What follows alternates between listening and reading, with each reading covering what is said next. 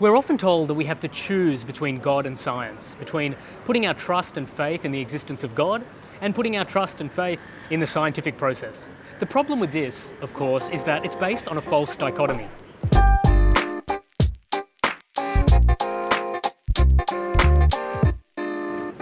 When we more closely and carefully consider the nature of science, the nature of God, and the nature of our lived experience in reality, it's clear that not only are God and science not incompatible, but they're perfectly coherent, complementary, and consistent with each other. In fact, a University of Washington study found that of the 52 most prominent and influential scientists responsible for pioneering the Copernican scientific revolution, 48 of the 52 were Christians, beginning with and including Copernicus himself.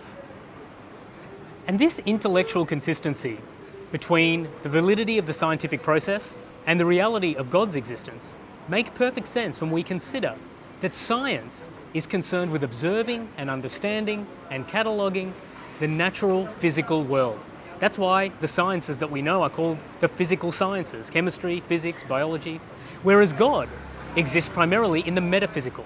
And so with science exclusively focused on the physical and God primarily existing in the metaphysical, it would make sense that science can never conclusively prove or disprove the existence of God.